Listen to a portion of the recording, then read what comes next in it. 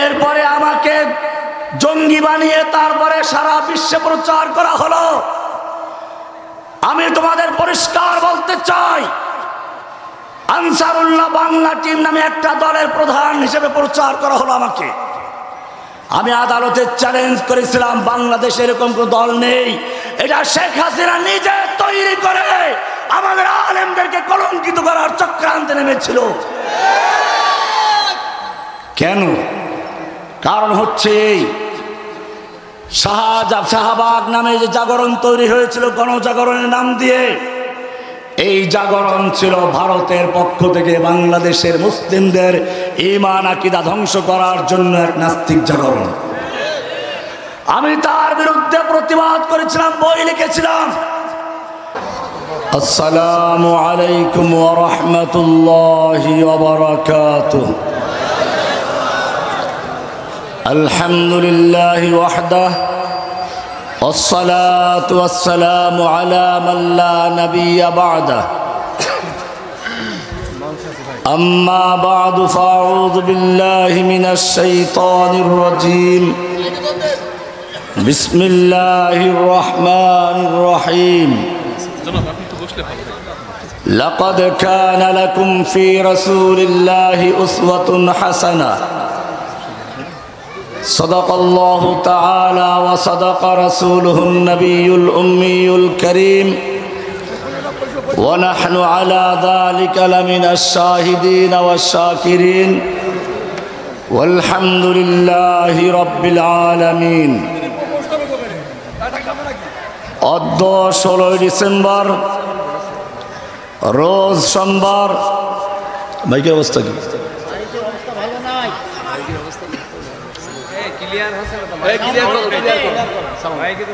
এটা কোন জেলা? জেলা মেলা কিচ্ছু লেখা নেই, কি বুঝতে পারছো? তো আসলে কোন জায়গায়? ওই লেখা কই? খাস করা কোন জেলায় কোন থানায় তার কিচ্ছু নাই। চুয়াডাঙ্গা জেলার আলমডাঙ্গা থানার খাসকররা হাফিজিয়া বহুমুখী মাদ্রাসা কর্তৃক আয়োজিত অধ্যকার এই সম্মেলনের সভাপতি হাজারাতে উলামায়ে কেরাম, অত্র এলাকার বিভিন্ন স্থান থেকে আগত তাওহীদি জনতা, পর্দার আড়ালে অবস্থানরত আমার মা ও বোনেরা, আমরা এই সমাবেশ করতে যাচ্ছি এমন একটি মুহূর্তে যখন বাংলাদেশের গোটা জাতি একটা বিজয় দিবস উদযাপন করছে। মনে রাখতে হবে, বাংলাদেশের এই বিজয়ের পিছনে দীর্ঘ এক ইতিহাস রয়েছে। এই ভারতবর্ষ মুসলিমদের দেশ, মুসলিমরাই ছিল দেশের মালিক, দেশের শাসক। একদল দালালের কারণে ভারতবর্ষ ইংরেজরা দখল করে নিয়েছিল। সেই ইংরেজদের থেকে দেশকে মুক্ত করার জন্য, এর মাইকের সমস্যা কি?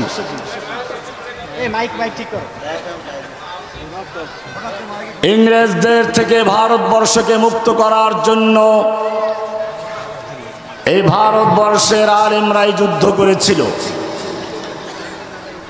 শাহ আব্দুল আজিজ রহমাতুল্লাহি আলাইহি ভারতবর্ষকে দারুল হরব ঘোষণা করে এক যুদ্ধের ঘোষণা দিয়েছিলেন। তারপরে ভারতে ইংরেজ বিরোধী যুদ্ধ দাবানলের মতো ছড়িয়ে পড়েছিল। এরপরে সেখান থেকে আস্তে আস্তে ইংরেজদের থেকে ভারতবর্ষ মুক্ত হয়। কিন্তু আপনারা জানেন, সেই দালাল যাদের কারণে এক সময় মুসলিমদের হাত থেকে ভারতবর্ষ হাতছাড়া হয়েছিল, সেই হিন্দু দাদারা আবার মুসলিমদের উপর অত্যাচার শুরু করে। শুরু হয় পাকিস্তান আন্দোলন, লড়কে লেঙ্গে পাকিস্তান। মুসলিমদের জন্য আলাদা ভূখণ্ডের যুদ্ধ শুরু হয়ে যায়।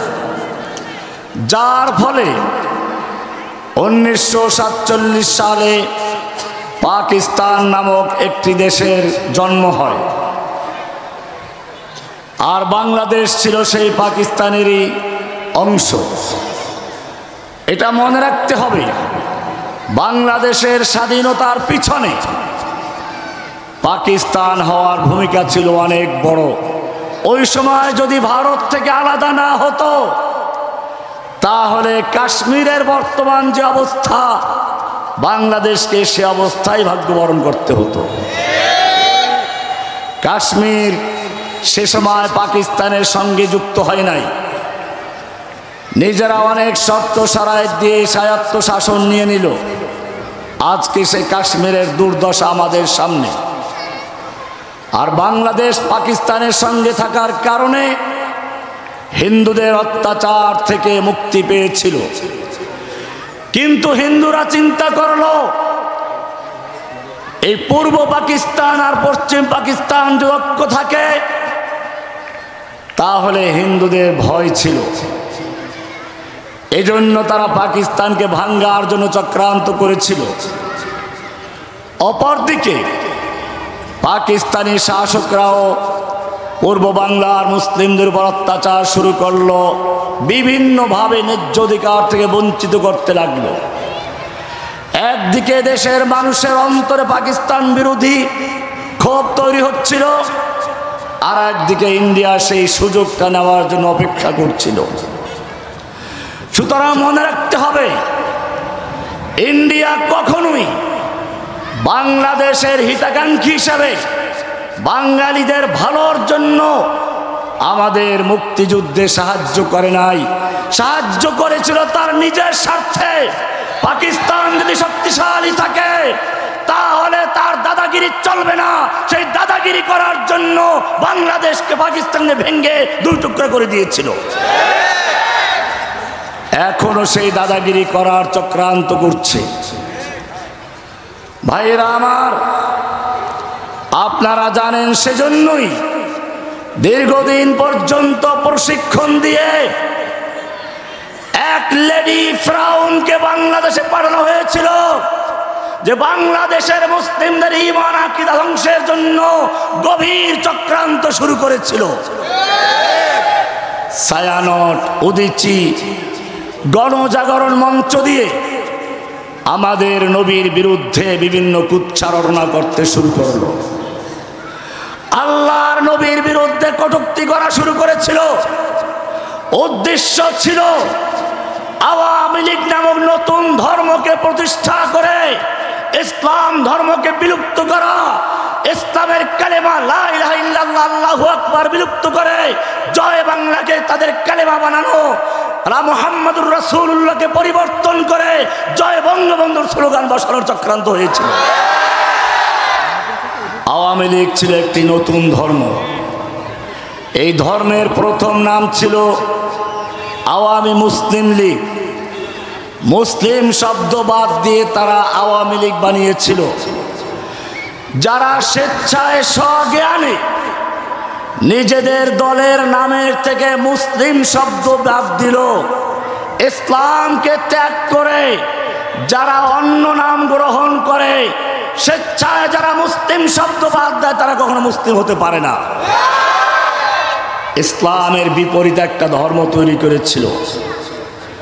সেই ধর্মের নবী শেখ মুজিব, যার কারণে এই ১.৫ যুগ পর্যন্ত চেষ্টা করেছে অফিসে, আদালতে, রাস্তার মোড়ে, সব জায়গায় এর মূর্তি বসিয়ে মানুষের অন্তরের মধ্যে তার ছবিকে বসিয়ে দেওয়া।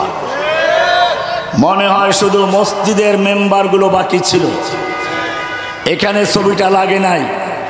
এই তোমার বাইকের অবস্থা কি? এছাড়া সব জায়গায় এই মূর্তি বসানো হয়েছিল। ভাইয়েরা আমার, এরপরে চক্রান্ত শুরু হলো। ফেরাউন তার দেশের মানুষকে বিভিন্ন দলে বিভক্ত করেছিল, এক দলকে আর এক দলের বিরুদ্ধে খেপিয়ে দিয়েছিল। ঠিক তেমনি ভাবে বাংলাদেশের মুসলিমদেরকে বিভিন্ন দলে বিভক্ত করে কাউকে রাজাকার, কাউকে জঙ্গি, এমনকি আলেমদেরকে ধর্ষক বানিয়ে গোটা বিশ্বের সামনে অপমান করার চক্রান্ত হয়েছিল। এদেশের প্রখ্যাত মুফাসসিরে কোরআন, লক্ষ যুবকের প্রাণের স্পন্দন আল্লামা সাঈদী সাহেবকে রাজাকার বানিয়ে ফাঁসির রায় দিয়েছিল। কিন্তু জেনে রাখুন, আল্লামা সাঈদী সাহেবকে যখন ফাঁসি দেওয়ার রায় দেওয়া হলো, এদেশের যুবকেরা তখন প্রতিবাদে নেমে পড়ল। 200 যুবক জীবন দিল। হাসিনা সরকার বুঝতে পারলো ফাঁসির রায় দিতে গেলে তো অনেক ঝামেলা, এবারে তাকে আমৃত্যু সাজা দিল।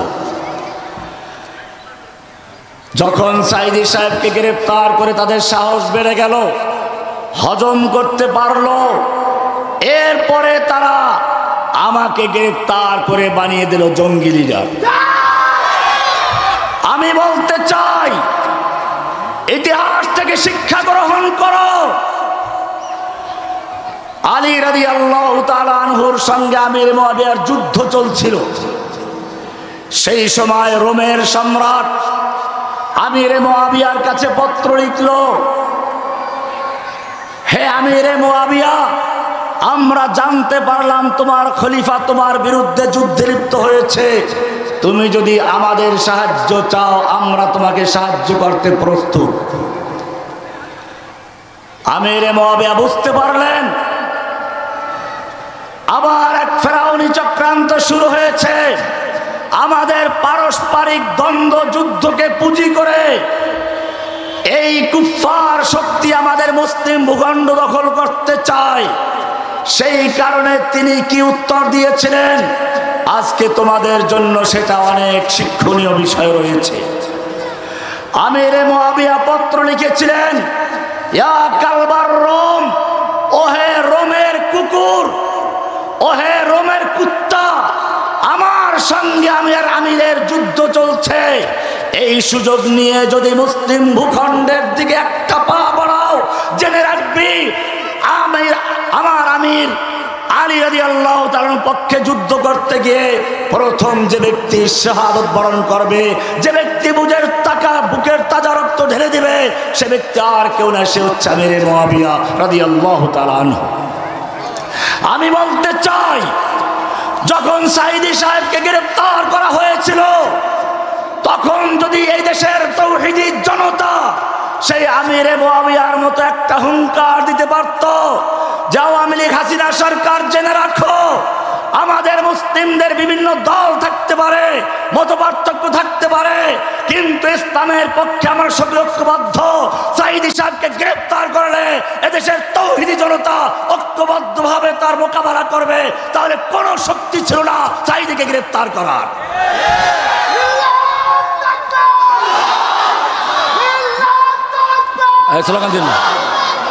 সাঈদী সাহেবকে গ্রেফতার করে তারা বুঝতে পারলো যে না, সাঈদী সাহেবের মতো একজন জনপ্রিয় ব্যক্তিকে যখন হজম করা গেছে, তাহলে অন্যদেরকে তো আরো সহজেই হজম করা যাবে। এরপরে আমাকে জঙ্গি বানিয়ে তারপরে সারা বিশ্বে প্রচার করা হলো। আমি তোমাদের পরিষ্কার বলতে চাই, আনসারুল্লাহ বাংলা টিম নামে একটা দলের প্রধান হিসেবে প্রচার করা হলো আমাকে। আমি আদালতে চ্যালেঞ্জ করেছিলাম, বাংলাদেশে এরকম কোন দল নেই, এটা শেখ হাসিনা নিজে তৈরি করে আমাদের আলেমদেরকে কলঙ্কিত করার চক্রান্তে নেমেছিল। কেন? কারণ হচ্ছে এই শাহবাগ নামে যে জাগরণ তৈরি হয়েছিল গণজাগরণের নাম দিয়ে, এই জাগরণ ছিল ভারতের পক্ষ থেকে বাংলাদেশের মুসলিমদের ঈমান আকীদা ধ্বংস করার জন্য এক নাস্তিক জাগরণ। আমি তার বিরুদ্ধে প্রতিবাদ করেছিলাম, বই লিখেছিলাম। ওই গণজাগরণ মঞ্চের প্রতিষ্ঠাতাদের একজন ছিল থাবা বাবা ওরফে রাজীব হায়দার, আল্লাহর নবীকে নিয়ে কটূক্তি করেছিল। আমি তখন শেখ হাসিনাকে বলেছিলাম, হয়তো এই থাবা বাবাদেরকে, নাস্তিকদের বিচার করে ওদের শাস্তি নিশ্চিত করো। তোমার বাবাকে গালি দিলে তুমি আইন করেছো, প্রথমবার গালি দিলে পরে 14 বছর, দ্বিতীয়বার করলে আবার লাইফ সাজা। তোমার বাবার প্রতি তোমার ভালোবাসা থাকবে, এটাই স্বাভাবিক, কিন্তু জেনে রাখো তোমার বাবার প্রতি তোমার যতটুকু ভালোবাসা রয়েছে, তোমার বাবার প্রতি তোমার যত সম্মান রয়েছে, আমি একজন মুসলিম হিসেবে আমার অন্তরে আল্লাহ এবং আল্লাহ রাসূলের জন্য তার চেয়ে লক্ষ কোটি গুণ ভালোবাসা বেশি রয়েছে। যদি আমার রাসূলের জন্য গালিগালাজ করে তাদেরকে তুমি চুপে চাপে বিদেশ পাঠিয়ে দাও, আর সেখানে গিয়ে তারা আল্লাহর নবীর বিরুদ্ধে আরো কটূক্তি করতে থাকে, তাহলে জেনে রাখো বাংলাদেশের তাওহীদি জনতা আইন হাতে তুলে নিতে বাধ্য হবে। এই নাস্তিক মুরতাদদের বাংলার জমিনে থাকার কোনো সুযোগ নেই। ইনশাআল্লাহ বাংলার তাওহীদি জনতা তাদেরকে চিরস্থায়ী ভিসা দিয়ে কবরে পৌঁছিয়ে দেবে ইনশাআল্লাহ। আমার বক্তব্যকে আমার এই স্লোগান দিয়েন না, সময় নেই, স্লোগান লাগবে না, স্লোগান বহুত দিছে।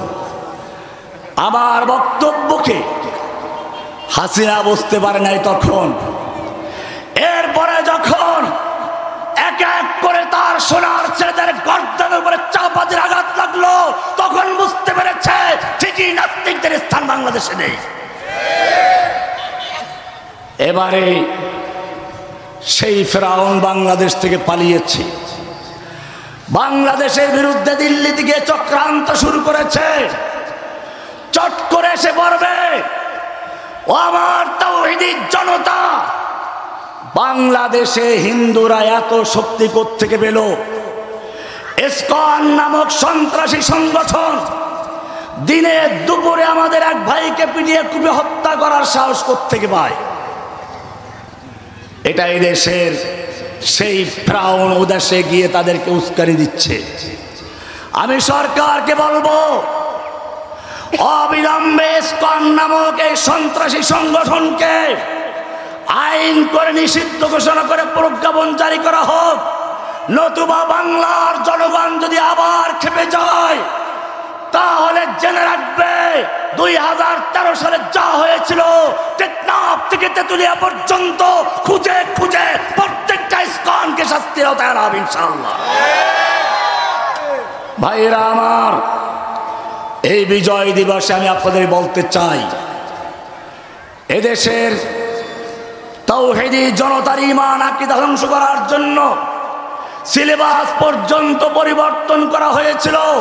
গোটা জাতিকে বানর তত্ত্ব শিখিয়ে ওরা নিজেরা যেমন বানরের বাচ্চা, গোটা জাতিকে বানরের বাচ্চা বানাবার চক্রান্ত হয়েছিল।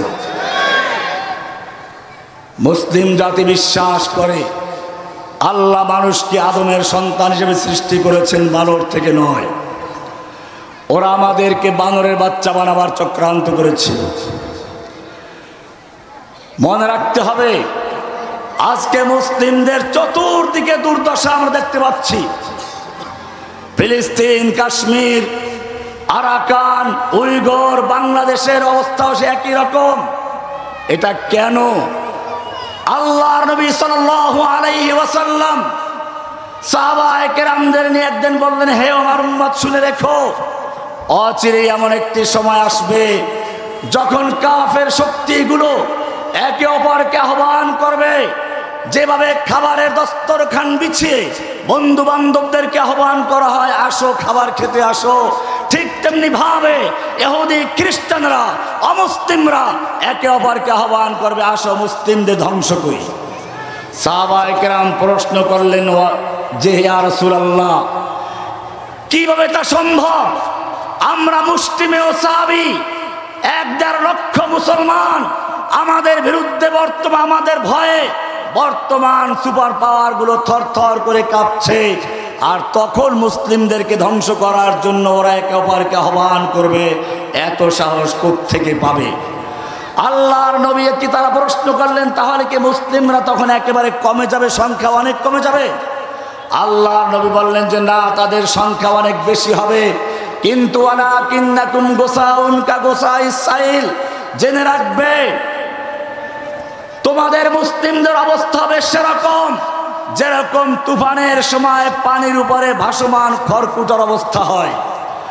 পানির উপরে ভাসমান খড়কুটোকে আবর্জনাকে যেরকম পানি যেদিকে ইচ্ছা সেদিক নিয়ে যায়, ঠিক তেমনি ভাবে মুসলিম জাতির অবস্থা হবে।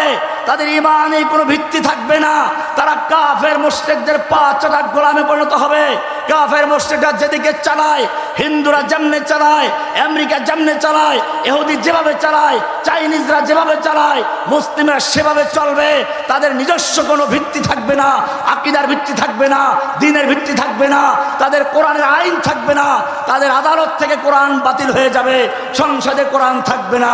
তারা কেবল ব্রিটিশের আইন দিয়ে, অমুসলিমদের আইন দিয়ে চলতে থাকবে। আল্লাহ কোরআন দিয়েছিলেন, ইন্না আনজালনা ইলাইকাল কিতাবা বিল হাক্কি। আল্লাহ বলছেন, আমি মুসলিম জাতিকে একটা কিতাব দিয়েছি, সংবিধান দিয়েছি। কেন দিয়েছি? দুয়ে দুয়ে তাবিজ লিখে খাওয়ার জন্য না, তাবিজ গলায় ঝুলাবার জন্য? আল্লাহ বলছেন না, লিতাহকুমা বাইনান নাসি বিমা আরাকাল্লাহ।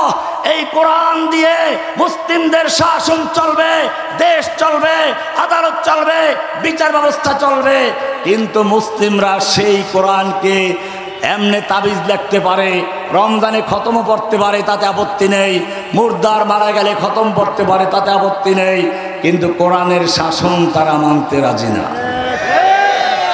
ভাইয়েরা আমার, যেই মুসলিমদের বিশ্বাস লা ইলাহা ইল্লাল্লাহ, আল্লাহ ছাড়া কোনো ক্ষমতার মালিক নেই, সমস্ত ক্ষমতার মালিক আল্লাহ, সেই দেশের সংবিধানে লেখা রয়েছে ৭ ক, প্রজাতন্ত্রের সকল ক্ষমতার মালিক জনগণ। যেই মুসলিমদের কালেমা হচ্ছে লা ইলাহা ইল্লাল্লাহ, আল্লাহ ছাড়া কারো আইন চলবে না, সেই মুসলিমদের দেশে ব্রিটিশ আইন দিয়ে বিচার চলে। আমি জিজ্ঞেস করতে চাই, লা ইলাহা ইল্লাল্লাহর মানে কি এটা যে শুধুমাত্র লা ইলাহা পড়বে আর আল্লাহর কোরআন বাদ দিয়ে অন্য জীবন বিধান দিয়ে দেশ চলবে, সংসদ চলবে, আদালত চলবে, সমাজ চলবে, রাষ্ট্র চলবে? আজকে বিজয় দিবস পালন করা হচ্ছে। দেশের জন্য, ইসলামের জন্য যারা জীবন দিয়েছে, একটা মুসলিম দেশে তাদের জন্য আজকে ঘরে ঘরে দোয়া হবে, মসজিদগুলোতে দোয়া হবে, তাদের জন্য আলোচনা হবে, তাদের বীরত্বের আলোচনা হবে। কিন্তু তা না হয়ে কি হচ্ছে? কেবল আমাদের পার্শ্ববর্তী রাষ্ট্র যা শিখিয়ে দিয়েছে তাই হচ্ছে, ফুল দিয়ে নীরবতা পালন করা। আমি জিজ্ঞেস করতে চাই, মুসলিমদের তাজিম করা, সম্মান করার পদ্ধতি আছে কিনা? মুসলিমরা কবরে গিয়ে তারা কবর জিয়ারত করবে, তাদের জন্য দোয়া করবে, মসজিদে তাদের জন্য আলোচনা হবে। এটা ছিল মুসলিম দেশের কালচার, হওয়া উচিত ছিল। আজকে সেটার পরিবর্তে আমরা দেখতে পাচ্ছি কি, সব জায়গায় ফুল দেওয়া, গান বাজনা করা, নাচানাচি করা, এরকম ভাবে মূর্তির সামনে গিয়ে দাঁড়ানো, এই সবগুলো মুসলিমদের কালচার নয়। একজন মুসলিম বিশ্বাস করে লা ইলাহা ইল্লাল্লাহ মুহাম্মাদুর রাসূলুল্লাহ, আল্লাহ ছাড়া কারো আইন চলবে না, মুহাম্মাদুর রাসূলুল্লাহ ছাড়া কারো তরিকা চলবে না। এটা পরিষ্কার। কোরআনের সূরা আলে ইমরানের ২৬ নম্বর আয়াত পড়ুন, পরিষ্কার বলা আছে, কুলিল্লাহুম্মা মালিকাল মুলক। হে নবী, আপনি বিশ্ববাসীকে জানিয়ে দিন, আল্লাহুম্মা মালিকাল মুলক, হে আল্লাহ তুমি সমস্ত ক্ষমতার মালিক। তুতিল মুলকা মান তাশাউ, তুমি যাকে ইচ্ছা তাকে ক্ষমতা দান করো। ও তানজিউল মুলকা মিম্মান তাশাউ, তুমি যার থেকে ক্ষমতা ছিনিয়ে নাও। ক্ষমতা দেওয়ার মালিক কে? ক্ষমতা ছিনিয়ে নেওয়ার মালিক কে? বিশ্বাস হয়? দেখেন নাকি দামি দামি খাবার পাকিয়ে খাবারের জন্য মেহমান দাওয়াত দিয়েছিল, এরপরে একটু বক্তব্য রেকর্ড করার জন্য সময় চেয়েছিল। আল্লাহ রাব্বুল আলামিন বললেন, তুমি এদেশের তাওহীদি জনতার আলেমদেরকে জেলে ঢুকিয়েছো, তাদের খাবার কেড়ে নিয়েছো, তোমার এই রান্না করা খাবারের তোমার সুযোগ দেওয়া হবে না। তুমি এদেশের আলেমদের মাহফিলের সামনে অপমান করেছো, মাহফিলের মঞ্চে বক্তার সামনে থেকে মাইক কেড়ে নিয়েছো, মসজিদের খতিবকে মেম্বার অপমান করেছো, অনেক খুতবা বন্ধ করে দিয়েছো। তুমি সারা জীবন আলেমদের খুতবা বন্ধ করেছো, শেষ সময় তোমাকে দেখিয়ে দিচ্ছি আল্লাহ তোমার খুতবাকেও কেড়ে নিয়েছেন। অত ইজ্জু মান তাশা ওয়া তুযিল্লু মান তাশা, ইজ্জত দেওয়ার মালিক আল্লাহ, অপমান করার মালিক কে? আমাদেরকে ওরা বন্দি করে যখন কারাগার থেকে নিয়ে আসতো, হাতে হ্যান্ডকাপ লাগাতো, মাথায় হেলমেট, গায়ে বুলেট প্রুফ জ্যাকেট, আবার পায়ে বেরি লাগাতো। আমাদেরকে তারপরও মানুষ সম্মান করত, পারলে মুসাফা করত, পকেটে টাকা ঢুকিয়ে দিত। আপনারা দেখেছেন যারা আমাদেরকে বিশ্বের বুকে অপমান করার জন্য এরকম ভাবে হেলমেট পরিয়ে বুলেট প্রুফ জ্যাকেট পরে বেরি লাগিয়ে তুলতো, আজকে তারা যখন আদালতে সেই একই অবস্থায় উঠে, জনগণ তাদের সামনে মুসাফা করতে নয়, হাদিয়া তোবা দেওয়ার জন্য নয়, পচা ডিম এবং ছেঁড়া জুতা দিয়ে তাদেরকে সম্মান জানায়। অত ইজ্জু মান তাশা ওয়া তুযিল্লু মান তাশা। মনে রাখতে হবে আমাদের সকল ক্ষমতার মালিককে।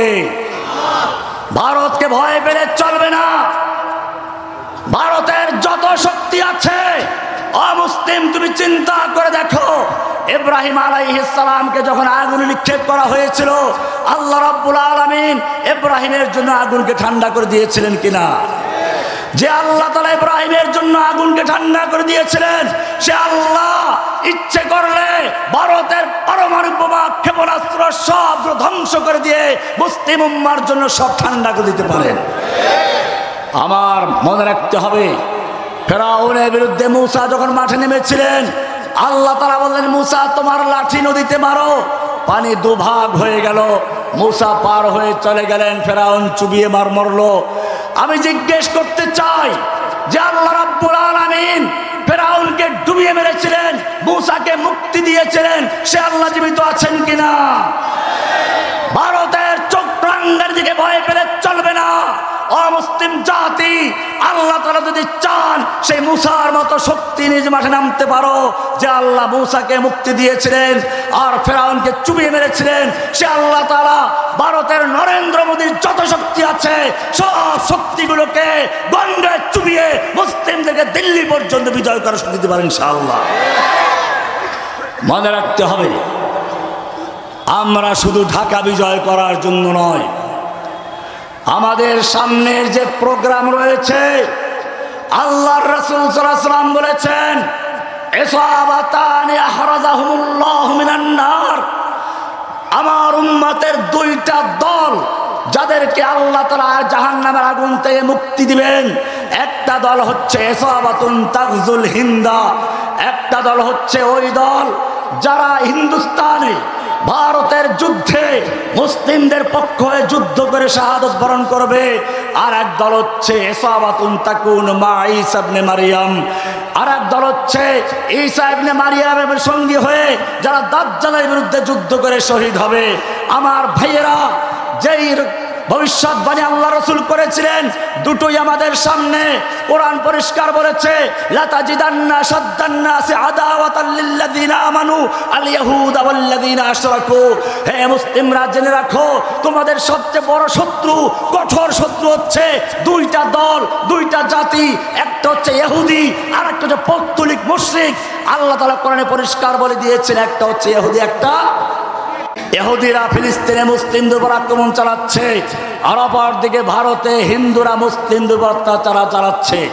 তাদের এত বড় সাহস হয়ে গেছে, দিনে দুপুরে বাংলাদেশে পর্যন্ত আমাদের মুসলিম ভাইদেরকে হত্যা করার সাহস দেখাচ্ছে। কেন? আল্লাহর নবী সাহাবীদেরকে বললেন, তোমাদের অবস্থা হবে ভাসমান খড়কুটার মতো। সাহাবায়ে কেরাম জিজ্ঞেস করলেন, ইয়া রাসূলুল্লাহ, এর কারণ কি হবে? বললেন, তোমাদের মুসলিমদের অন্তরে ওয়াহান থাকবে। ওয়াহান বলা হলো, ওয়াহান কি জিনিস ইয়া রাসূলুল্লাহ? বললেন, হুব্বুদ দুনিয়া ওয়া কারাহিয়াতুল মাউত। জেনে রাখো, তোমরা সাহাবীরা যেরকম ভাবে আল্লাহর রাস্তায় জীবন দেওয়ার জন্য সদা প্রস্তুত, আল্লাহর রাস্তায় জীবন দেওয়া তোমাদের জীবনের সফলতা মনে করো, ওই সময় মুসলিমরা আল্লাহর রাস্তায় জীবন দেওয়া পছন্দ করবে না। তোমরা যেরকম ভাবে আল্লাহর নবীর আদর্শকে ধরে রেখেছো, তখন তারা আল্লাহর নবীর আদর্শের পরিবর্তে যখন যেটা আসে ভাসমান খড়কুটার মতো, কখনো সমাজতন্ত্র, কখনো রাজতন্ত্র, কখনো গণতন্ত্রের ছয়লাভে ভেসে যাবে। তারা আল্লাহর রাস্তায় জীবন দেওয়ার জন্য প্রস্তুত হবে না। আল্লাহর নবী উহুদের যুদ্ধে লিপ্ত হলেন। এক যুবক এসে বলছে, ইয়া রাসূলুল্লাহ, আমার যৌবন এ আমার শক্তি, যদি আমি আল্লাহর রাস্তায় যুদ্ধ করতে করতে শহীদ হয়ে যায় আমার জন্য কি পুরস্কার আছে? আল্লাহর নবী বলেছিলেন তোমার জন্য জান্নাত রয়েছে, জান্নাত। যুবক খেজুর বের করে খেতে শুরু করলো, একটু শক্তির প্রয়োজন, ছুরি মারলো, বললে এতগুলো খেজুর খেতে গেলে আমার জান্নাতে যেতে অনেক দেরি হয়ে যাবে। তলোয়ার নিয়ে যুদ্ধ শুরু করলেন, যুদ্ধ করতে করতে কাফেরদের ভিড়ের মধ্যে ঢুকে পড়লেন, যেদিকে যাচ্ছে লাশের স্তূপ করে দিচ্ছে। সাহাবায়ে কেরাম ডাক দিয়ে, হে যুবক, তুমি তো কাফের ভিড়ের মধ্যে চলে গেছো, ফিরে আসো। যুবক তাকালো, ঠোঁটে মুচকি হাসি, চেহারায় রক্ত, আর বলছে ভাইয়েরা তোমাদেরকে আমি বিদায় জানাচ্ছি, আমাকে যেতে দাও। পূর্ণিমার চাঁদ যেরকম কালো মেঘের ভিতরে ঢুকে পড়ে সেরকম কুফফারদের ভিড়ে ভেতরে ঢুকে পড়লো, আর বলল আমি আমার নাকের ভিতরে ওহুদের পাহাড়ের দিক থেকে জান্নাতের সুগন্ধ পাচ্ছি। যুদ্ধ করতে করতে শহীদ হয়ে গেলেন। আল্লাহর নবী নিজে যুদ্ধ করেছেন। ও মুসলিম জাতি, মনে রাখো, আল্লাহর নবী যখন একবার উমরা করার জন্য মক্কায় গেলেন, হুদায়বিয়া পর্যন্ত যাওয়ার পরে বাধা প্রাপ্ত হলেন। আল্লাহর নবী ওসমানকে পাঠাইলেন, মক্কায় যাও, লোকদেরকে বুঝাও আমরা উমরা করতে এসেছি, যুদ্ধ করতে আসি নাই। আমরা ইহরামের কাপড় পরা অবস্থায় এসেছি, অস্ত্র নিয়ে আসি নাই। ওসমান মক্কায় গেলেন। মক্কার কাফেররা চিন্তা করলে এই তো সুযোগ, মুহাম্মদ সাল্লাল্লাহু আলাইহি ওয়াসাল্লাম তার নিজে এবং সঙ্গীদেরকে নিয়ে এসছে, এই লোকগুলো হত্যা করলে ইসলামের নাম নিশানা শেষ হয়ে যাবে, আর আমাদের বাপদাদার ধর্ম ধ্বংস কেউ করতে পারবে না। কিন্তু একটু তো পরীক্ষা করা দরকার। তারা একটা গুজব ছড়িয়ে দিল, ওসমানকে হত্যা করা হয়েছে। এটা মিথ্যা খবর ছিল। উদ্দেশ্য ছিল মুসলিমদের শক্তি পরীক্ষা করা, প্রতিক্রিয়া কি হয় তা দেখা। ইতিহাস পড়ুন। আল্লাহর নবী যখন জানতে পারলেন ওসমানকে হত্যা করা হয়েছে, আল্লাহর নবী তাবুর থেকে বের হয়ে গেলেন, জোরে ডাক দিলেন, ইয়া সাহাবাস শাজারা, ওহে গাছের নিচে অবস্থানকারী সাহাবীরা বেরিয়ে আসো। 1400 সাহাবায়ে কেরাম বের হয়ে আসলেন। আল্লাহর নবী হাত রেখে দিলেন, এরপরে বললেন, এই আমি হাত রেখে দিলাম, আমার হাতের উপরে হাত রেখে বায়াত করো। আমরা ওসমান হত্যার বদলা নিতে গিয়ে হয়তো মক্কা বিজয় করে ছাড়বো, নতুবা সকলে শহীদ হয়ে যাব, আমরা কেউ ফিরে যাব না। এই মর্মে কে কে রাজি আছে বায়াত করো। 1400 সাহাবায়ে কেরাম পর্যায়ক্রমে বায়াত করলেন। এক পর্যায়ে আল্লাহর নবী নিজের বাম হাতটাকে ডান হাতের উপরে দিয়ে বলছেন, এটা ওসমানের হাত, যাতে ওসমান এই বায়াত থেকে বঞ্চিত না হয়। এই বায়াত হয়ে গেল। মক্কায় খবর ছড়িয়ে পড়লো যে মুসলিমরা বায়াত করেছে, হয়তো মক্কা বিজয় করবে, নতুবা সকলে শহীদ হয়ে যাবে, তবে ওসমান হত্যার বদলা নিয়েই ছাড়বে। এই তারা বললো, না না না, আমরা তো ওসমানকে হত্যা করি নাই। ওসমানকে নিয়ে আসলো। এরপরে হুদায়বিয়ার সন্ধি হলো।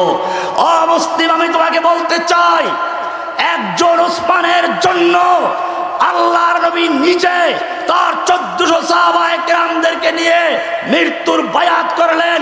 সাহাবায়ে কেরাম কবিতা পড়েছেন, বুখারীতে আছে, নাহানুল্লাযীনা বায়াউ মুহাম্মাদা আলাল জিহাদি মা বাকিনা আবাদা। আমরা সে জাতি যারা নবী মুহাম্মাদের হাতে হাত দিয়ে বায়াত করেছি, আমাদের দেহের সঙ্গে যতক্ষণ পর্যন্ত রূহ থাকবে আমরা যুদ্ধ করেই যাব। আল্লাহর নবী নিজে জীবন উৎসর্গ করলেন। এই বায়াতের খবর মক্কায় পৌঁছে গেল, মক্কা ভয় পেয়ে গেল। আজকে যদি সেরকম একটা বায়াত হতো, তাহলে জেনে রাখবেন এই লেংটি পড়া হিন্দু কখনো মুসলিমদের চ্যালেঞ্জ করতে পারতো না। কিন্তু সে বায়াতগুলো চিন্তায় হয়ে গেছে। এই বায়াতের এত পাওয়ার ছিল, শুধু মক্কার কাফেরদের কলিজায় জ্বালা সৃষ্টি করেছে তা নয়, এই বায়াতের খবর সাত আসমান ভেদ করে, লৌহ কলম ছেদ করে আল্লাহর আরশ পর্যন্ত পৌঁছে গেছে। আরশের থেকে আয়াত নাযিল হয়ে গেছে, লাকাদ রাদিয়াল্লাহু আনিল মুমিনিনা ইয ইউবাইউনাকা তাহতাশ শাজারা। আল্লাহ তাআলা মুমিনদের প্রতি সন্তুষ্ট হয়ে গেছেন যখন মুমিনরা আপনার হাতে হাত রেখে বায়াত করছিল গাছের নিচে বসে। সূরা ফাতা এর 10 নম্বর আয়াত। এরপরে একটু সামনে গিয়ে 18 নম্বর আয়াতে বলছেন, ইন্নাল্লাযীনা ইউবাইউনাকা ইন্নামা ইউবাইউনাল্লাহ। হে নবী, যারা আপনার হাতে হাত রেখে বায়াত করেছিল, ওরা আপনার হাতে হাত রেখে নয়, স্বয়ং আল্লাহর হাতে হাত রেখে বায়াত করেছে। ইয়াদুল্লাহি ফাওকা আইদিহিম, তাদের হাতের উপরে স্বয়ং আল্লাহর হাত ছিল। ভাইরা আমার, আমি জিজ্ঞেস করতে চাই, একজন ওসমানের জন্য আল্লাহর নবী নিজের জীবনকে উৎসর্গ করেছেন, নবী যুদ্ধের জন্য তৈরি হয়েছেন। আজকে হাজার ওসমান আছে, তার জন্য কি আমাদের কোনো বায়াত আছে? মনে করছেন আমরা ফু দিয়ে ইসলাম বিজয় করে নেব নাকি? না, পরিষ্কার শুনে রেখো, তোমার চেহারার চেয়ে নবীর চেহারা অনেক সুন্দর ছিল, তোমার তাহাজ্জুদের চেয়ে নবীর তাহাজ্জুদ অনেক মূল্যবান ছিল, তোমার তাকওয়ার চেয়ে নবীর তাকওয়া অনেক বড় ছিল। আল্লাহর নবী হাঁটতে গেলে রাস্তা দিয়ে মেঘ এসে ছায়া দিত, আল্লাহর নবী পেশাব করতে গেছেন, খেজুর গাছ এগিয়ে এসে আড়াল করে দিয়েছে। আল্লাহর নবীর সামনে কেউ জোরে কথা বলছে, ওহী নাযিল হয়ে গেছে, ইয়া আইয়ুহাল্লাযীনা আমানু লা তারফাউ আসওয়াতাকুম ফাওকা সাওতিন নবী, হে ঈমানদারগণ খবরদার নবীর আওয়াজের চেয়ে জোরে আওয়াজ করে কথা বলবি না, এমনটা যদি করো আনতাহাবাতা আমালুকুম, তোমাদের সমস্ত আমল বরবাদ হয়ে যাবে, ওয়া আনতুম লা তাশউরুন, টেরও পাইবা না। শুধু এ পর্যন্তই নয়, আল্লাহর নবী কোরআন মুখস্থ করার জন্য ঠোঁট নাড়াচাড়া করে কোরআন মুখস্থ করছেন, কোরআন মুখস্থ করছেন। আল্লাহ বলছেন না, এত কষ্ট দরকার নেই, লা তুহাররিক বিহি লিসানাকা লিতাজালা বিহি ইন্না আলাইনা জামাহু ওয়া কুরআনা, হে নবী কোরআনকে দ্রুত মুখস্থ করার জন্য আপনার ঠোঁট নাড়াচাড়া করার দরকার নেই, আমি আল্লাহ গোটা কোরআনকে আপনার সিনায় জমা করে দেওয়ার দায়িত্ব গ্রহণ করেছি। আমি এবারে বলতে চাই, যেই নবীর জন্য আল্লাহর এত মায়া, সেই নবীকে যখন তায়েফের ময়দানে পাথর মারা হচ্ছিল আল্লাহ দেখতে পাচ্ছিলেন কিনা? এই নবীকে যখন উহুদের ময়দানে আল্লাহর নবীর লোহার টুপির উপর তরবারি দিয়ে আঘাত করা হলো, লোহা ভেঙ্গে নবীর গালের আঘাত করলো, দুইটা দাঁত পড়ে গেল, লোহাটা দাঁতের ভিতরে ঢুকেছিল, একজন সাহাবী দাঁত দিয়ে টান দিয়ে বের করলেন, তার দাঁত পড়ে গেল। আমি জিজ্ঞেস করতে চাই, আল্লাহর নবীকে যখন আঘাত করা হলো, পাথর মারা হলো, তখন আল্লাহ দেখতে পাচ্ছিলেন কিনা? আল্লাহর ফিরাবার ক্ষমতা ছিল কিনা? ফিরিয়েছিলেন কিনা? ফিরান নাই। কেন ফিরান নাই? তোমাদের শিক্ষা দেওয়ার জন্য, যাতে করে কেউ না বলে আমরা ফু দিয়ে আর আমরা তাদেরকে একটা বদদুয়া দিয়ে ধ্বংস করে দিব। না, আল্লাহর নবী নিজে যুদ্ধের ময়দানে নেমেছেন, যুদ্ধ করেছেন, লোহার পোশাক পরেছেন, রক্তাক্ত হয়েছেন, মার খেয়েছেন। এটা এজন্য আল্লাহ তাআলা বলছেন, আম হাসিবতুম আন তাদখুলুল জান্নাহ, তোমরা কি মনে করেছো জান্নাতে এমনি ঢুকে পড়বে? ওয়ালাম্মা ইয়াতিকুম মাসালুল লাযীনা খালাউ মিন ক্বাবলিকুম, আর তোমাদের কাছে আসবে না ওই সমস্ত বিপদ আপদ মুসিবত যা এসেছিল তোমাদের আগের লোকদের প্রতি, মাসাতুমুল বাসা ওয়াদ দাররা ওয়া যুলজিলু, তাদের প্রতি এসেছিল কঠিন মুসিবত, দুর্যোগ, ভূমিকম্পের ন্যায় শত্রু আক্রমণ, এমনকি স্বয়ং আল্লাহর রাসূল এবং তার সঙ্গীগণ বাধ্য হলেন এ কথা বলতে, মাতা নাসরুল্লাহ, আল্লাহর সাহায্য কবে? হে মুসলিম ভাইয়েরা, আমি তোমাদেরকে বলছি, আল্লাহর নবী নিজে যখন যুদ্ধ করেছেন, রক্তাক্ত হয়েছেন, সাহাবায়ে কেরাম যুদ্ধ করেছেন, তোমাদেরকেও বিনা যুদ্ধে আল্লাহ তাআলা বাংলাদেশে বিজয় দান করবেন না। তোমাদেরকে যুদ্ধের জন্য প্রস্তুত হতে হবে। আমরা পুরস্কার ঘোষণা করছি, আমরা যুদ্ধের দামামা দেখতে পাচ্ছি। যখন দেশের উলামায়ে কেরামদের পক্ষ থেকে, এদেশের তাওহীদি জনতার পক্ষ থেকে ডাক আসবে, ও আমার যুবকেরা, প্রয়োজনে বুকের তাজা রক্ত ঢেলে দেওয়ার জন্য রাজপথে নেমে আসতে রাজি আছো কিনা?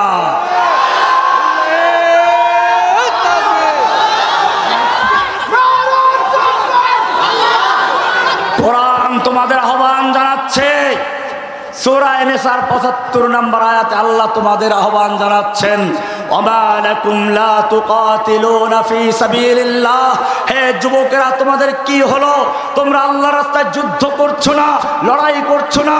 ওয়াল মুস্তাদআফিনা মিনার রিজালি ওয়ান নিসাই ওয়াল ফিলদান, অথচ অসহায় শিশু, নারী, পুরুষেরা আল্লাহর কাছে ফরিয়াদ করছে, রব্বানা আখরিজনা মিন হাযিহিল ক্বরিয়াতিজ যালিমি আহলুহা, হে আমাদের রব, তুমি আমাদেরকে জালিম অধ্যুষিত জনপদ থেকে রক্ষা করো, আমাদেরকে জালিমদের হাত থেকে বাঁচাও। ওয়াজআল লানা মিন লাদুনকা ওয়ালিয়্যা, তুমি আমাদেরকে তোমার পক্ষ থেকে বাঁচাবার জন্য নেতা পাঠাও। ওয়াজআল লানা মিন লাদুনকা নাসীরা, তোমার পক্ষ থেকে সাহায্যকারী পাঠাও। এই ফরিয়াদ ভেসে আসছে ফিলিস্তিনের জমিন থেকে, এই ফরিয়াদ আসছে কাশ্মীর থেকে, এই ফরিয়াদ আসছে আরাকান থেকে, এই ফরিয়াদ আসছে বাংলার প্রতিটি কারাগার থেকে, এই ফরিয়াদ আসছে ভারতের থেকে। ও আমার যুবকেরা, আল্লাহর এই আহ্বানে সাড়া দেওয়ার জন্য আসমানের ফেরেশতারা আসবেন না, তোমাদের কি নামতে হবে? ফির তুঝে একবার করনি है जहां की रहबरी, उठ खुदा के नाम लेकर फिर आलम बरदारिबान। তো এই যুবক, আবার তোমাকে সেই বিশ্বের নেতৃত্ব দেওয়ার জন্য সালাউদ্দিন আইয়ুবী, মোহাম্মদ বিন কাসেম, তারিক বিন জিয়াদ, মোহাম্মদ বিন কাসেমের মতো আবার ময়দানে ঝাঁপিয়ে পড়তে হবে। তুম দিয়ে বাদ মুখালিফ से ना घबरायो कब, ये तो चलती है तुझे ऊंचा उड़ाने के लिए। হে ঊর্ধ্ব গগনের বাস পাখি সমতুল্য যুবকেরা, তোমরা ভয় পেলে চলবে না। তোমাদের আবু সাইদ দেখিয়ে দিয়েছেন কিভাবে বুক পেতে দিতে হয়। আমি এই অঞ্চলের লোকদেরকে বলবো, এই অঞ্চলের এক সিপাহ সালার আছেন সাংবাদিক ইলিয়াস ভাই।